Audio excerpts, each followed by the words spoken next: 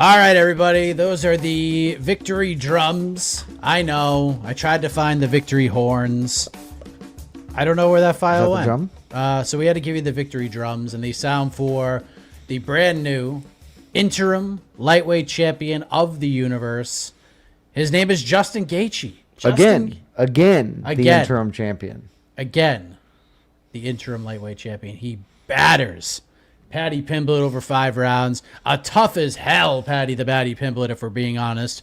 We will put some onus and shine on that fight throughout this post-fight show. Sean O'Malley is on the UFC post show. He gets a big win in the co-main event. Waldo Cortes-Acosta stops Derek Lewis in round 2 in the featured bout. Natalia Silva defeats Rose Namajunas. And the main card kicked off with an incredibly fun fight between John Silva, who defeated Arnold Allen via unanimous decision. Welcome to the post-fight show. Hope you guys enjoyed the event. Hope you guys enjoyed the watch party. I am Mike Heck. That is once again Jed Meshew. And Jed, I know we will typically have a post-fight column about sort of our grades and our thoughts about UFC 324 and the ins and outs and the storylines that came from it. But Professor Meshew, a letter grade for the UFC 324 event and the UFC debut on the Paramount Plus platform. Let's go B minus. Let's go B minus. The main event did a lot of heavy lifting. That's just the simple facts on the ground here. I was as high on this card coming in, I think, as most people, like as anyone. Because looking at it on paper, I was like, yeah, I know what they're doing here. They are trying to put guaranteed bangers together. Fights that are very likely to result in high action because they're going to have a whole swath of new people tuning in for the first time. It's Paramount. There's less of a paywall, certainly here in America. And that's why you put Justin Gaethje and Paddy Pimblett in the main. It's incredibly exciting, right? That part worked out. The main event, Justin Gaethje, that worked out. Sean O'Malley Song Yadong was a good fight, not great fight. Waldo Cortes-Acosta, Derek Lewis, we got a finish, but it was a real weird finish too. And the fight was awful before the finish. I think Natalia Silva and Rose Namajunas had the worst fight that they can have, right? Like as far as excitement goes.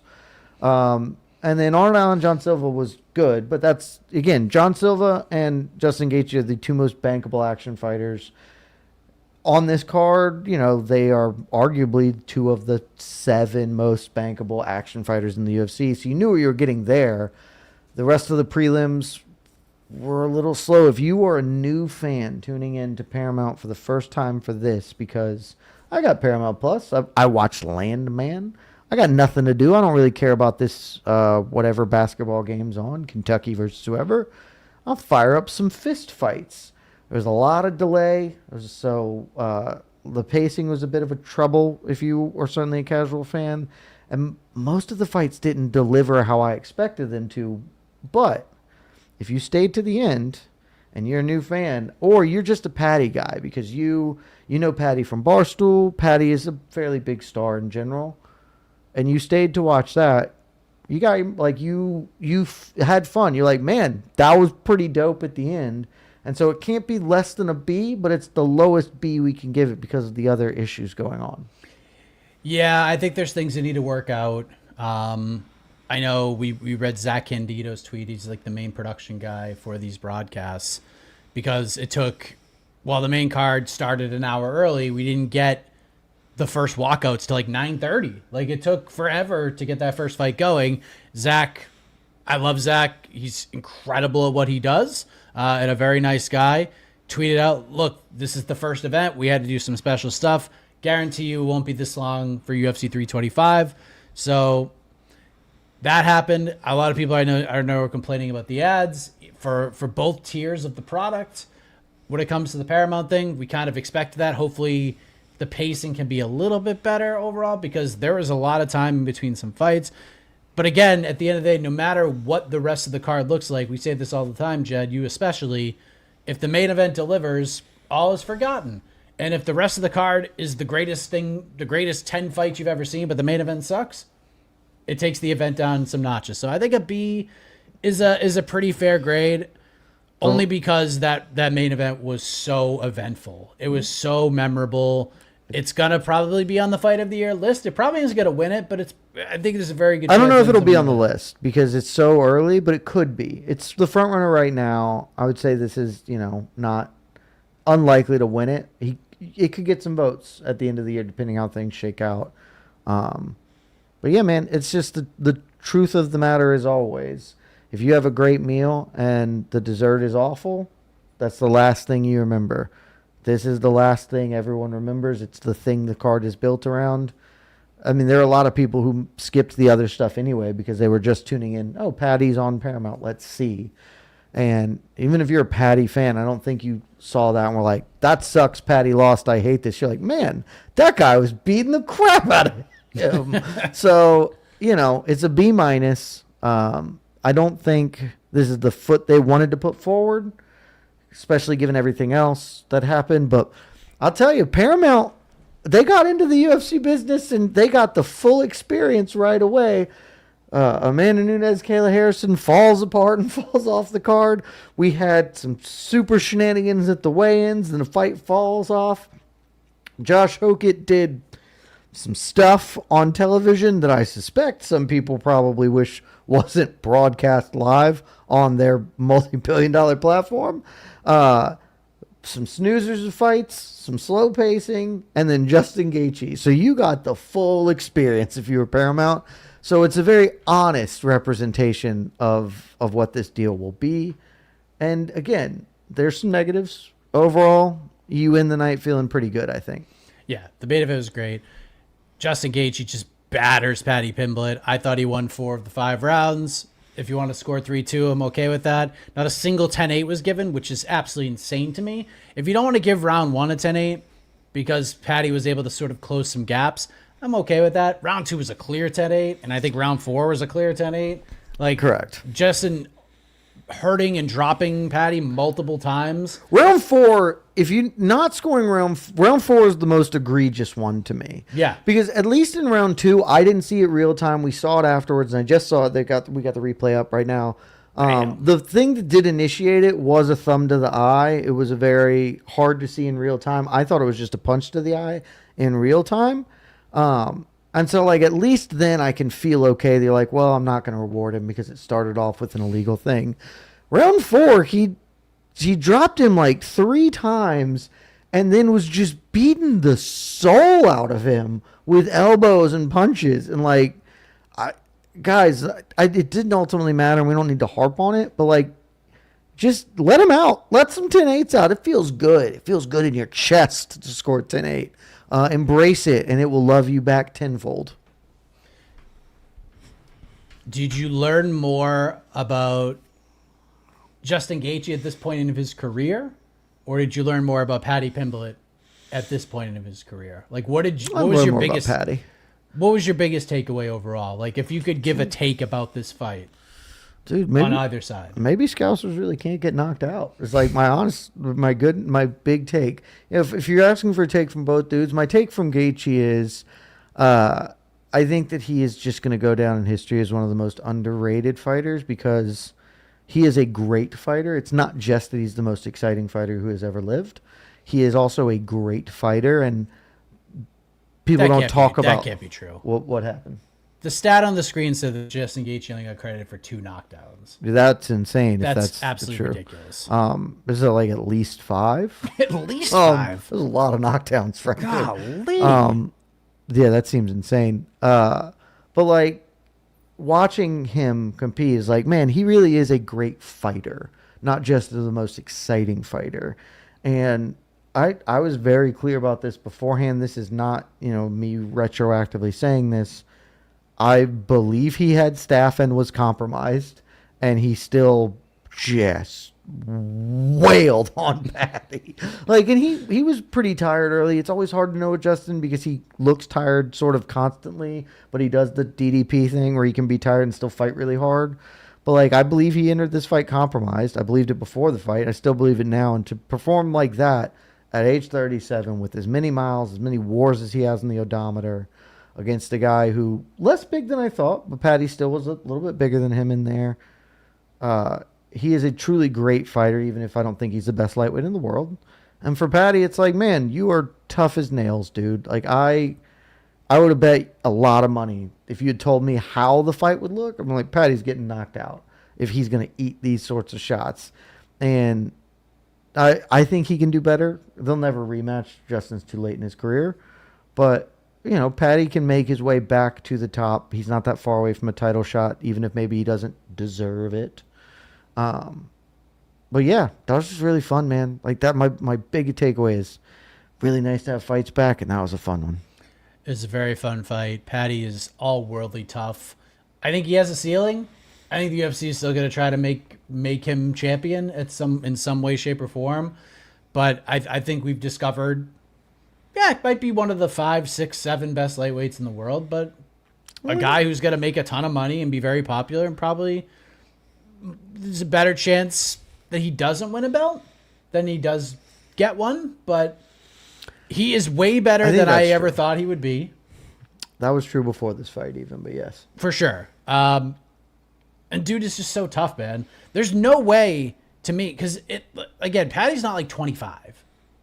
He's 31. He's had a lot of fights. And I know since his UFC run, like he hasn't been in like a ton of wars, but he had some like pretty tough fights in Cage Warriors. The Julian Erosa fight is one of those fights that really stands out to me. But this is going to be a absolutely huge pivotal moment in Patty's run, right? Because I know you compare it to the Patriots, and I know I can find some holes, and I get that. Watch out. But watch out for those Broncos. To me, this was, and this is what I kept telling everybody, because we talked about how this continued to pass the mom test, and people kept reaching out about the fight. It really did. Oh, Patty's going to kill Justin Gaethje was the question I kept getting. I'm like, I don't know, man. Like, this is a dude who, I mean, this is by far the toughest fight of Patty Pimblett's career. Like, Michael Chandler is like a step up from King Green, obviously, and King Green was a step up at the time of their careers from Tony Ferguson, but this was a ginormous step up in competition based on even though Justin Gaethje is on like the 17th hole of his career right now. We're going to find out for sure if this would be like the legit win on Patty's resume based on the time that it happened. And you could still make a case like, you weren't getting the best Justin Gaethje of all time, but still it's a great win skill wise. And he went out there and got beat up, but fought his ass off. I learned a ton about Patty Pimblett. Dude's good at fighting. He's tough as hell. When the chips are down, he kept fighting through it. And people are just going to rip Patty to shreds. I've seen it all over social media. I see it all over the chat. A little bit in the chat. People are ripping this guy. We knew when they booked this fight that the best lightweight in the world was not involved in this fight. That the rightful number one contender was not involved in the fight. Arman Sarukian was not in this fight.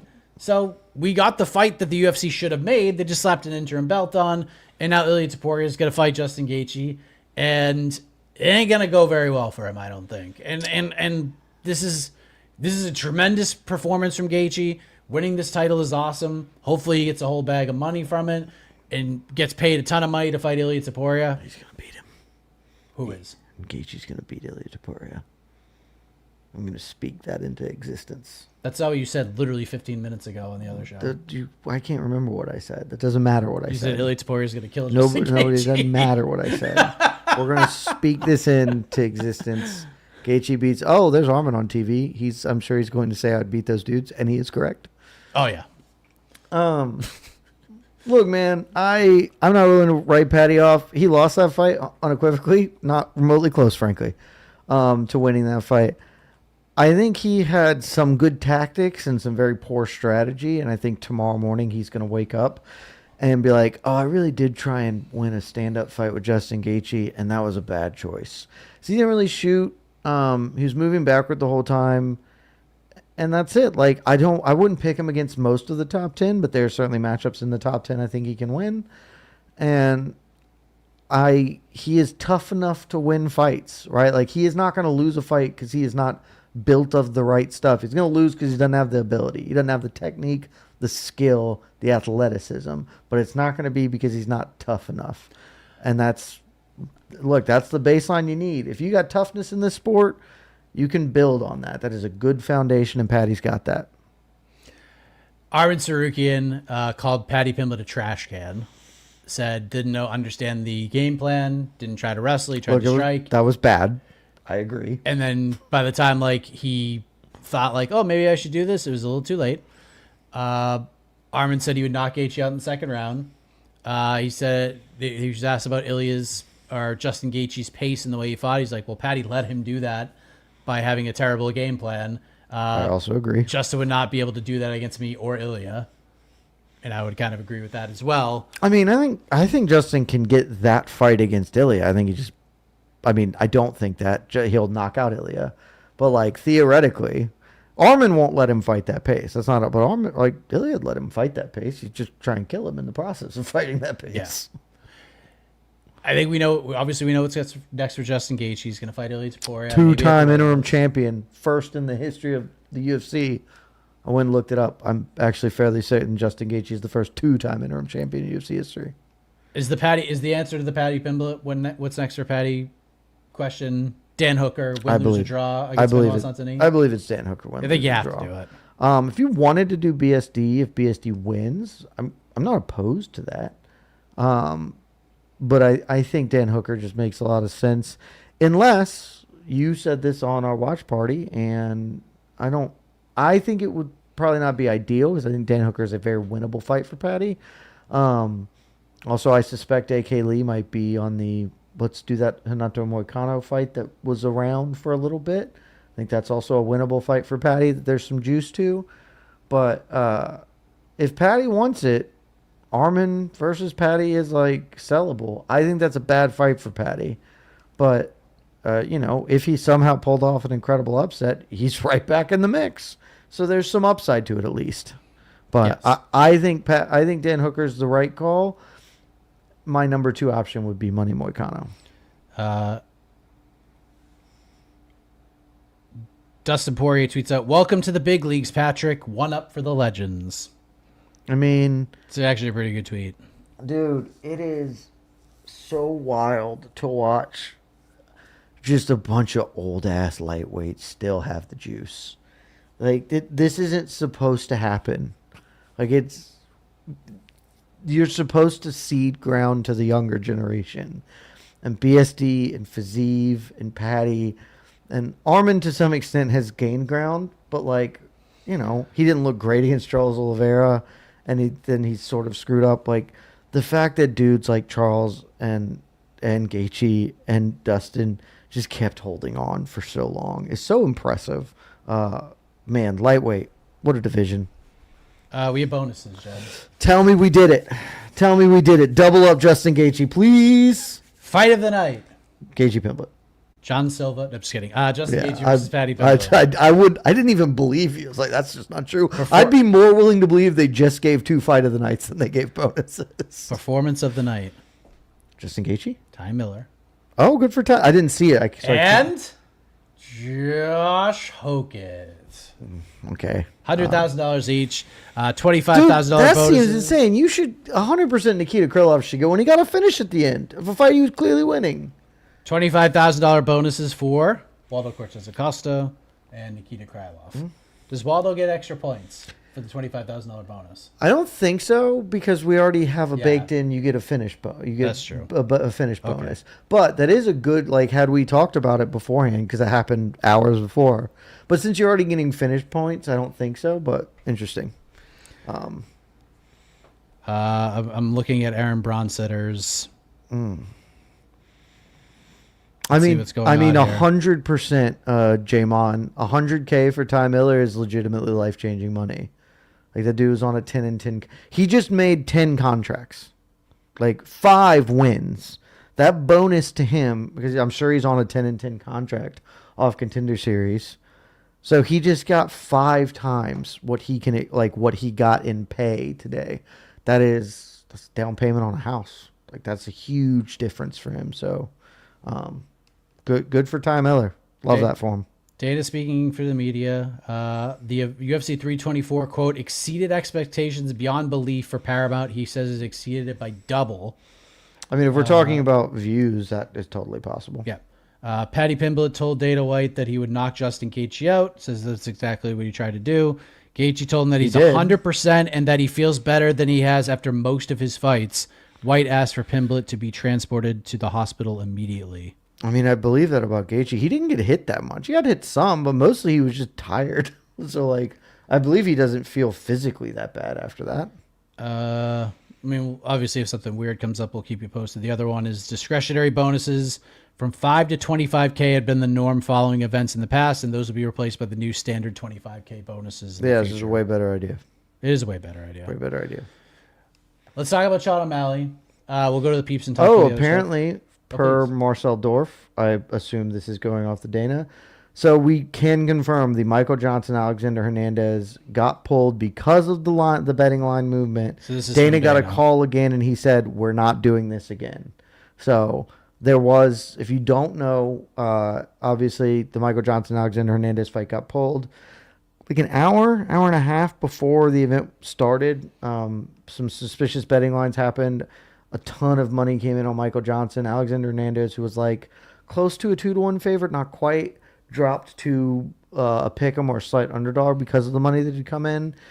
A couple of books had already pulled props on the fight. We're like, we're not doing props because this line movement is sus. And then shortly after that, that fight was announced as canceled. They didn't give a reason. Now Dana White, the post-fight presser, apparently saying, yep, that line movement was suspect, and we did not want to risk it, which I think is just frankly smart. Like, that's just correct. The exact quote, we got called from the Gaming Integrity Service, and I said, we're not doing this shit again, and we pulled the fight. Correct. Which is very smart. If something like that happens in a main event, maybe you feel a little more like a big fight, but that is a prelim fight that you can yank. Good call on them. Rumor has it that Alexander Hernandez was going to try and fight Hurt. As deeply not confirmed, so don't take that as gospel. But, yeah. Some tomfoolery happening around there, Mike. Yes. Sean O'Malley defeats Sean Yudong. Sean O'Malley does in a fight that was a lot more competitive than I thought it was going to be, but Sean had a good third round. That third round was how I saw that entirety of that fight going. But Sean gets the win, calls for the title fight, calls for Petr Yan. We mentioned the Petr Yan interview that made the rounds that said, oh, no, we promised Merab this, we promised Merab that, yada, yada, yada. You believed it. 1 hour ago, Jed Meshew. And Petr Yan tweets, just woke up, anything important happened. And then immediately tweeted after, I don't choose my opponents. Whoever the UFC puts in front of me next is going into deep waters. So after hearing those tweets, how are we feeling about Petr Yan versus Merab Dvalishvili 3 versus Petr Yan versus Sean O'Malley 2? Petr and Merab are fighting a third time. Next. Yes. Sean he spoke with Megan Levy. He was on the desk. I assume on the desk he was saying the same thing. He doesn't really have another play, frankly, but he is acting as if he is going to fight Petr Yan. It's not 0%. If Merab gets hurt or something, he's definitely the first call. I think that performance was so mundane. Perfectly fine win. I thought he won the fight. Some people scored that fight for Song, and I don't think that's crazy. The first round's a swing round, but we both scored it for Sean. But that was just not. That's not a fight that anyone is going to remember. Is going to be excited about, and so like I think they're just going to do Merab, and Sean can be waiting if something goes wrong, and if not, I think it is very obvious. Maybe it's not obvious because the UFC just doesn't want the outcome here, but you just pair Sean O'Malley up against Umar Nurmagomedov, no doubt about it. Sean ain't touching that fight. That's a title fight, and you get your own baby, version of Conor Habib. But that's what I do. I don't know that happened. I would not bank on that happening, but I think that makes plenty of sense. I mean, that's what I would do. Sean ain't taking that fight, though. He'll just not fight. He'll just sit back and not fight. He can't do that. He's one of the few who have like the benefit of doing that. That would look. But the optics of that would be quite tough. Yeah, but if you just did, I mean, is it about the White House or is it about Jan? What's more important? Because if it's the White House, you could fight Corey Sandhagen at the White House. I'll say Corey Sandhagen called, and he could do that instead of Umar, and I think that also makes some sense. So that's fine too. And kinda Corey feel like called for it at Sean's- the White House. I think that'd be fine. Kind of feel like Sean's just not going to fight anybody. You could still give Merab a title fight, though. I think that Sean may wait because if Piotr beats Merab, he's just very obviously there. But if Merab beats Piotr, Sean's then going to have to fight somebody. He's not going to let him fight Merab a third time, I don't think, after that win. So I'm going to bet he fights. Maybe it's Corey at the White House. I think it's fine, too. I think it just should be Umar, but, I agree he shouldn't want to take that fight. But maybe he does. I mean, that'd be sick if he did. It'd be a lot of chutzpah. A lot of chutzpah. A lot of chutzpah. I don't think that fight happens. I don't feel as good as I did like 12 hours ago about Sean O'Malley fighting for the belt to the White House, but I would say 60-40. They go with O'Malley on, and then Merab just fights the winner. Merab still gets his shot. I think Piotr Yan and Merab Dvalishvili are going to fight in May at not the White House. I'd be fine with that, honestly. That's what should happen. This is a total pivot. This is a total pivot from where I've been all week, all month. What the UFC does. I think Piotr and Merab are fighting in May, and that's it'll be. They're going to do Piotr versus Merab and Val versus Natalia Silva in May. That's the pay-per-view. See if we get any more fun stuff here from the Dana White tweets, if that was addressed. He doesn't matchmake after fights, bro. White confirms Natalia Silva was told that she would get a title shot if she were to beat Rose Namajunas. Yeah, again, that just makes total sense to me. Which I think we should just transition into that then. Yeah. We can talk about the Waldo Cortez Derek after. I mean, we can just go to the peeps at this point because I'm sure all of this stuff is going to come up. But, yeah. I mean, what would you like to say about Natalia Silva? And robbery of the worst kind. You're insane. Not a robbery. I think Natalia Silva won. I saw plenty of people score up for Rose. Tough loss for Rose. Rose is apparently just never going to fight for the flyweight title. But now is probably too big to even go back to 115. So sort of just in no man's land.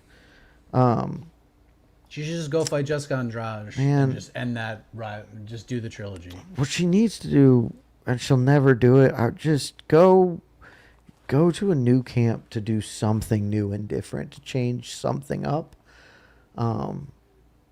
Not that your camp is bad. They're not. You got to championship level there. But just get something new. It's always helpful when you're in a doldrum, when she appears to have hit a ceiling at this weight class. So I don't think that fight's going to go very well for Natalia Silva against Valentina Shevchenko. But it is very hard to argue that she does not deserve it. So yeah, I think they are going to fight in May as the co-main event to Merab versus Piotr Yan 3. If they want Valentina to fight in May, that's the fight they're going to make. Shout out Ace Boogie. Thanks for joining the team, buddy. Yeah, that's the fight they're going to make. If that's what if they were like, we have to have Valentina fight in May, that's the fight they're going to make. Natalia Silva gets first call. If she says no, then we can open the door up to Macy Barber maybe. But yeah, Macy. I think Macy's fight with Alexa Grasso, the stakes have just jumped up a little bit. Got to make a statement. If she goes out there and just beats the hell out of Alexa Grasso, and Valentina's like, I'm not fighting till July or August, they're going to go Macy. There's no doubt in my mind. Got to make a statement. It would be kind of unfair, but yeah, that's what I think. Let's go to the peeps. We'll talk to you guys for like 15 minutes or so. We should run down the other results. Did we do that already? Yeah. Waldo Cortes-Acosta beats Derek Lewis, TKO round 2. We mentioned Natty Ice getting the win. John Silva, Arnold Allen, great fight. Super great fight.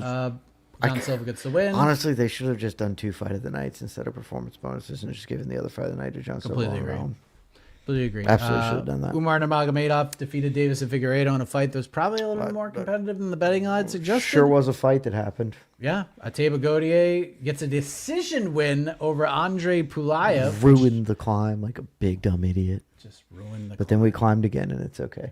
Then we climbed again. It's not okay. We're down another $100, but we climbed again. How about Nikita Krylov? Dude, did it? I'm finishing Modestas Bukauskas.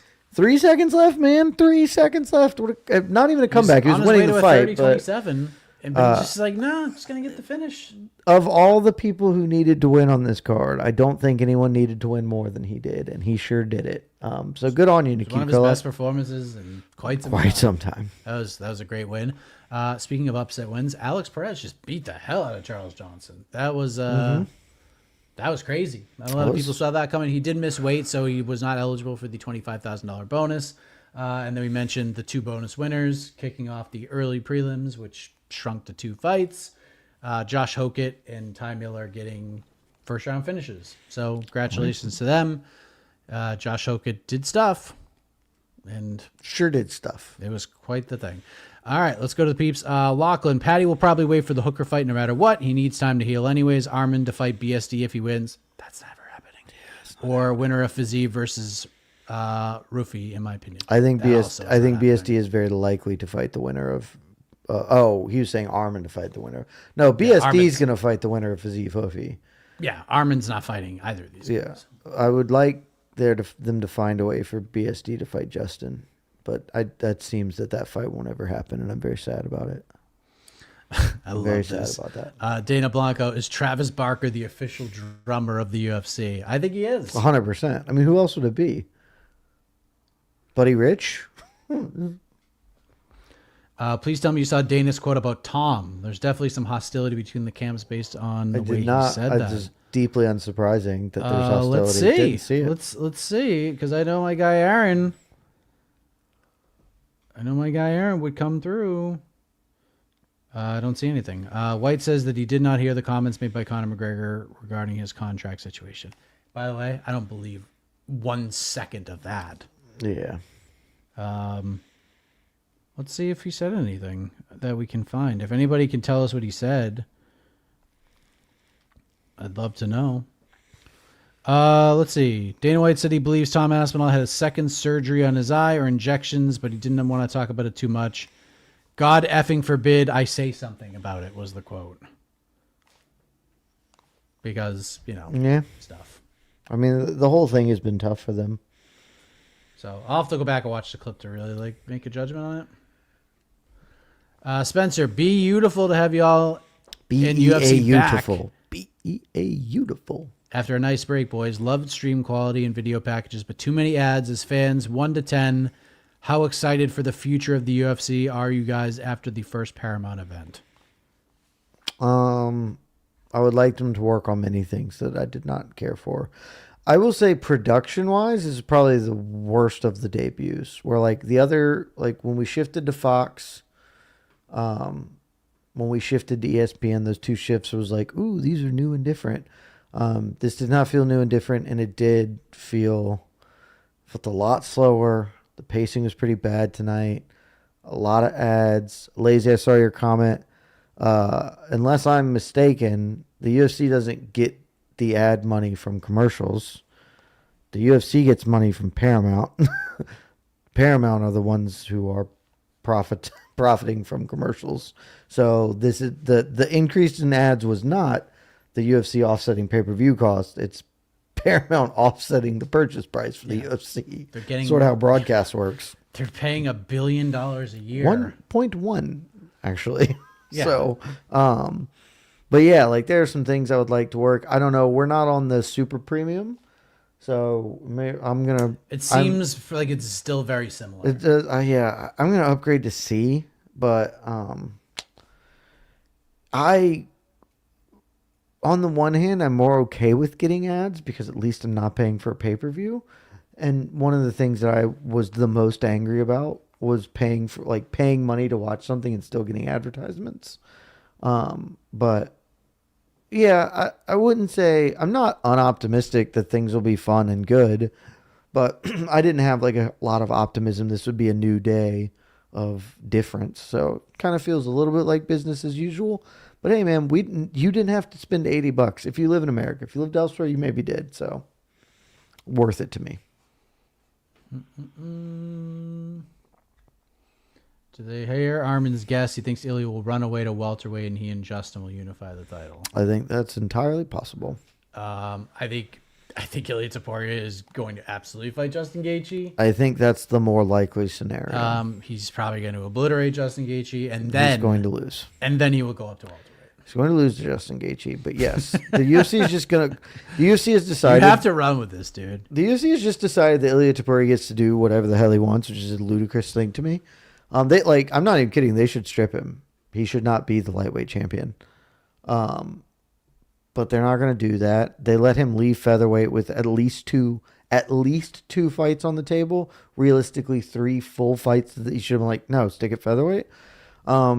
He's not remotely a welterweight. If he, by some miracle, does go up and beat Islam to win the title, it's not like he's going to fight Morales. Like, he's not a welterweight. They're just going to let him do whatever the hell he wants, which is insane to me that they've decided to do this. But it does feel like they have decided to do this. So they're going to let him get Justin Gaethje, which looks to be an incredibly favorable matchup for him. Not fight Arman Tsarukyan, which at the minimum is a difficult fight. And then do whatever he wants, which is crazy, but okay. I'll have no idea how good Ilya Taporia is at the end of his career. I'll truly have no idea. I'll know that he was extremely good. But how how good is he in relation to other great fighters? No clue, because he's not gonna do the things great fighters do, just sit and defend a belt and reign over a weight class. Bonfish doesn't feel like a pay-per-view is the issue, more like a fight night. Honestly, like it felt like a pay-per-view to me. It felt big. Like it felt big. They treated it big. They did 3 different like promotional packages to start the event, which is a little weird. But I think next week we'll get the full taste of like what they're all gonna be like. Like this one, they even admitted. We mentioned the Zach Candido. It's the first time we're doing new things. We're doing special stuff. It's the debut. Don't worry. Next week, it's the first fight on the main card is gonna start like 10-15 minutes sooner. Like, these are things that it's okay. I think we'll get a better gauge of things next week of what 326, 327. Obviously, the White House card will look a lot different, too. I'm sure that'll be the longest card we've ever watched. The way that they're making it sound, so... Yeah, they might do some bells and whistles and be fun there. Yeah, it is. You always reserve judgment because it's the first time. So, you never, first impression is a first impression, but... We'll see. They haven't been on for 6 weeks. And again, I'm leaving this night having had mostly fun, even if in the middle portion of it, there were a bit where I was like, man, this feels slow. These fights aren't that good. But, it's okay. It's the first one. Let's give them some time to get their feet underneath them and see how it goes. I don't know if this is a troll or not. Conor was at least willing to fight Habib. Ilya is essentially hiding from Islam. That must be a troll. Ilya is very obviously just trying. Ilya literally moved up to lightweight to fight Islam. Unless you meant he is literally hiding from Arman, which I actually do believe is true. Yeah, he's not going to fight Arman. He's never going to fight Arman. Dana Blanco says, don't upgrade the super premium. It is the exact same. Oh, wow. See, that's why I didn't. When I bought the yearly subscription, I was like, it says that I still might get ads on some premium events. Like, that doesn't mean anything then. Why am I spending $50 more or whatever it is? So, yeah, I buy that. Thanks for that info, though, Dana Blanco. Appreciate you. Armand, the Dominic Cruz Hall of Fame announcement was fun. The rest of the breaks in between fights seemed a bit repetitive. Correct. Good for Dominic Cruz. Absolutely deserves to be in it. He's on the desk working right now, but like, in my opinion, still the greatest bantamweight of all time. And yeah, dude, like, obvious choice to include since he retired last year officially. So, well on him. And those are always the things that have been better on broadcast when it is fight-centric stuff and it's not just ads. Like, nobody likes ads unless it's the Super Bowl. Josh Hokett said he wants WCA next. Does he get WCA? He does not, Joey Bosa. That was a terrible call-up. It was one of the worst call-outs I've seen in a long time. Front runner, really, I mean, bad. Certainly the worst call-out of this year because there weren't that many of them. I think he could have, like, if he had been smart, he had a chance. He had a chance to get Derek Lewis. especially off the loss. Like Derek Lewis could happen. Still don't think it would, but that is at least on offer. Like he was never getting Walter Cortes-acosta. And so I think he should have just stuck with the gimmick of calling out Walter Walker, because that is a fight. That's the one. That's the one he can get as far as surging heavyweights go. So I thought that was just truly bad all around. And I think it speaks a lot about this sport that, like, it's so cringe. It was just so cringy Gable. and hokey. Like let him fight Gable. Oh, that would be Well, insane. actually, they train together, so no, they can't. But like he just straight up ripped off. That's the thing. Like when Chael ripped off lines, he at least was kind of charming with it. There was a little bit of a knowing, winking, tongue in cheek to it. But like guys like Hokett and Colby are just so ham-fisted. There's no art. There's no grace to it. They are bulls in china shops. It's just like that comes off as incredibly cringe. So I thought that was a horrible post fight from him. But I guess it is better than nothing, which a lot of other fighters give you. Yeah, it's ready to go. Mic drop or mic check call out worthy. That was the worst one. Who had the best call out tonight? Trying to think. This is a little harder. We don't get to hear the call outs because we're doing the live stuff. Like Krylov calling out Jan was fine. Oh, that's probably the best one. That's a very good call one. out. That's a very good call out. That was a good one. I don't think Umar called anybody out. Oh, Gaethje called out Marvin Vettori. Yeah, we talked about that. I don't think that's bad. I don't think he's going to get it, but it is possible. I would not say that's impossible. I agree with what you said in the watch party. It's a fight too soon. I say it's one fight too soon. That's his next one. Yeah. But the next one, like the next one. The next fight is Mikhail Zaitchik. That is the one. That's pretty solid. Mikhail Zaitchik is just going to get shot out of a cannon, and he is going to get his head knocked clean off. Pretty likely. It's pretty likely out there. That's perfect matchmaking, and then you could do Marvin Vettori, who you can't hurt or knock out. It's very tough to hurt. Waldo stuck with the Curtis Blades call out. I think that's a good call out from him. People kept saying he was calling out Derek Lewis. He wasn't. He was always Curtis Blades. Always Curtis. Curtis was always the call out. It's a good call out. Derek Lewis just made a lot of sense because Derek kept calling out Waldo. Yeah. So that was tough for Derek Lewis. That was tough. It's very tough. But it's Derek Lewis. It kind of doesn't matter. Yeah. But yeah, that was a really good. I think the sticking with Waldo calling. That's it. Ooh, I get to see the knockout for Fugit. All right, here you go. Thing here. I have yet to see it. Yeah, I thought the only bad call out was Hogan. Oh, that was a really nice right hand from Tom Miller. Nice elbow. Oh, there's a spinning back Good. elbow. Yeah, that elbow was saucy. Right on the forehead. And then he just bounced right back and oh, good right hand. Yeah. Yeah, a lot of killing Saul killed in that guy for me. Yep. So, all right, good performance there. I'm looking at Ty Miller putting the mitts on him. All right, one more super chat. How much did Justin's stock go up tonight, and how much did Sugar's stock drop tonight? Someone had a similar question about Umar, so I'll throw Umar in that. I think that Umar fits Did Umar's as well. stock drop as well? I don't think Sugar Sean O'Malley's stock dropped. I think Song Yadong's stock rose. If Sean's dropped, it was just a very modicum. Because by the third round, he looked good. I think he entered that fight a little weird, a little passive. It's also his first 3-rounder in a long time. And maybe he just he's so used to 5-rounders, you have more time to get into fights. So I do think that was a bad performance from him early, but he did enough to win. And by the third round, he looked exactly how we anticipated him to look. So I don't think his stock dropped. I just raised my Song stock a little bit. Not a lot, but a little bit. Since you threw Umar in there, I think Umar's stock has been on not a steep, but a steady decline because his stock was way up here. And his stock was way up here in part because of the name and in part because his performances were so exciting, right? Like about what he could be. Oh, this dude is a elite grappler and he can box. And then the Merab fight was still that's probably the second best bantamweight because he barely lost to Merab, but he did lose to him. And then the Mario Batista fight was like, man, he's just not separating himself. And now again, that's an old, fairly washed Figgy. He was in no danger of losing that fight at any point.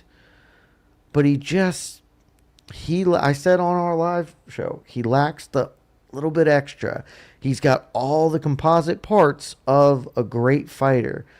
Every piece of it. But he just sort of lacks the je ne sais quoi to really get over the hump like Islam like Khabib have. He's still young enough. Maybe he can get it. He can add a little fire, a little meanness. Just, frankly, more dynamic offense. But I think he has steadily declined. Not steeply, but most people this time last year, or roughly this time last year, Umar Nurmagomedov is probably going to get the belt, and he's going to reign for a little bit. And now it's like, I'm not saying he won't get the belt. That's still in play. I don't have the same level of confidence. Who's the other person that we were talking about? Gaethje stock going up. Gaethje stock didn't go up in my estimation too much. It went up a little bit because I think it's tough. He's tough.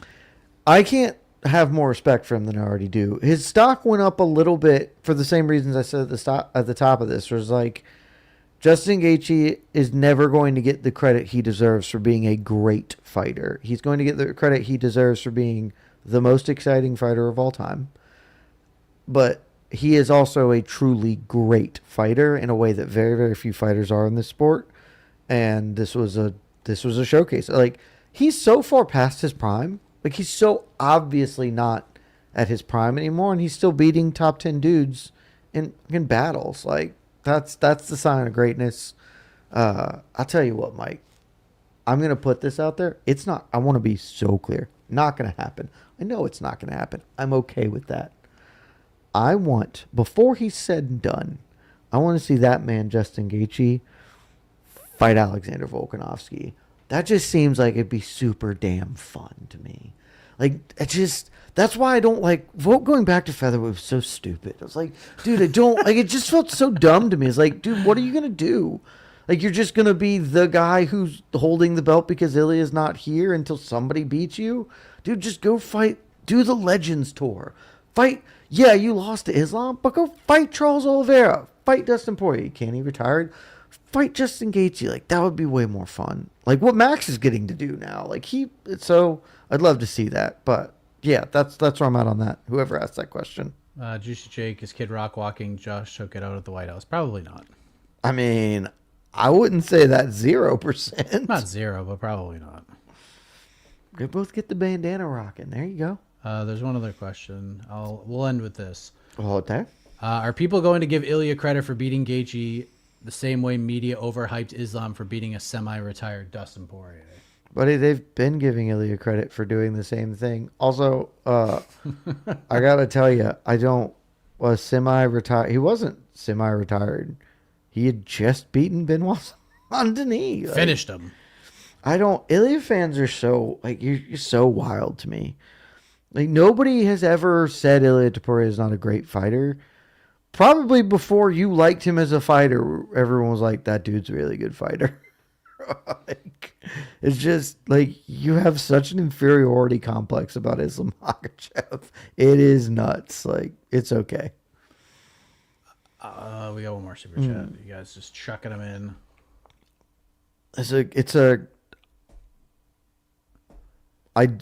Jed, if Volk wins next weekend, is he the featherweight GOAT? Honest question. Like, it's a totally honest question. I think it's a legit question right now. I know how you feel about this. I do not believe it's a legit question right now. My single biggest issue with this fight booking is I don't know what this means. I don't know what his win over Lopez already means. It's fine because at least with Aldo there is the comparison of Aldo also beat Frankie Edgar after losing the belt when he's clearly not the best featherweight. He's just the guy holding the belt right now because the guy who just beat him left. It's the same exact thing, but now he's getting a rematch with a dude he already comprehensively beat and hasn't fought anybody since. And that dude is not the number one contender.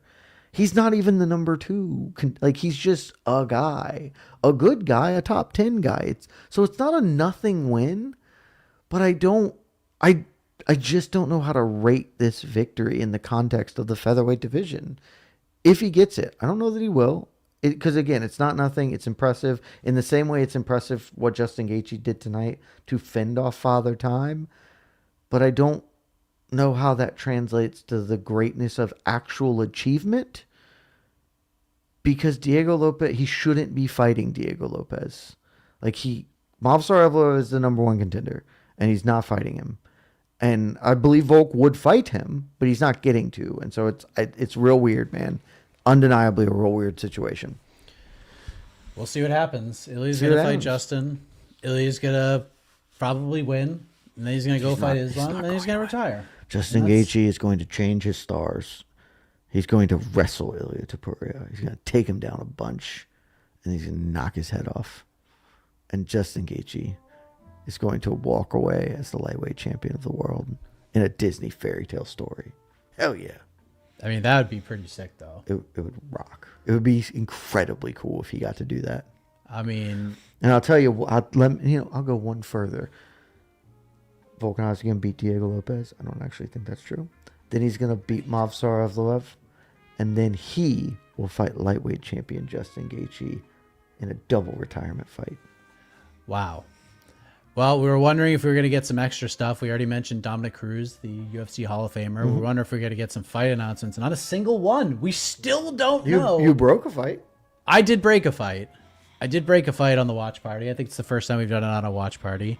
Edmund Shabazian versus the Iron Turtle, April 4th.